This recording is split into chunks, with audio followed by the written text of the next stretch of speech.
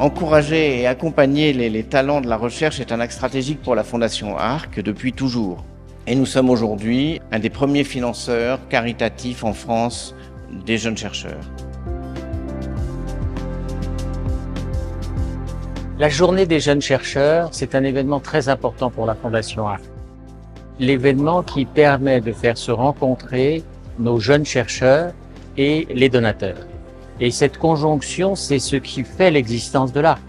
Vous êtes tous des jeunes chercheurs qui représentez les forces vives de demain.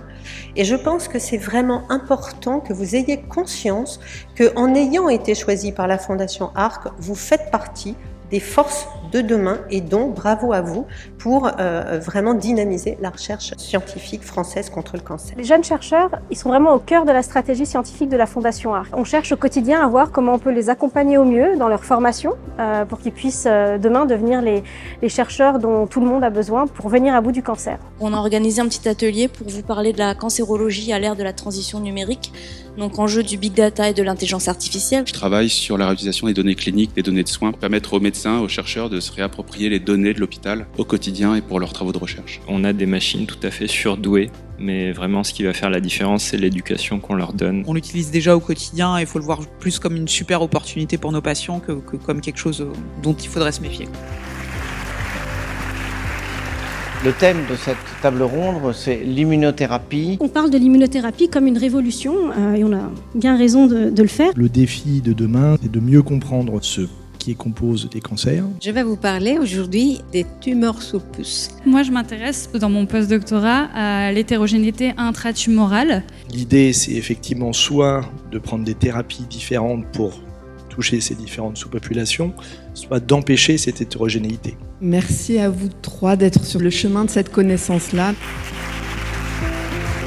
Plus on va démocratiser l'accès à la science et à la connaissance, je pense plus on aura un cercle vertueux où on récompensera justement ces chercheurs. Aujourd'hui, plus que jamais, il est fondamental de savoir parler des résultats scientifiques et pour les jeunes chercheurs, tout comme pour les moins jeunes chercheurs, il est fondamental de pouvoir communiquer sur les résultats avec justesse, nuance, clarté. En fait, ces chercheurs, ils vont peut-être changer la face du monde et changer la façon dont on va traiter le cancer de demain.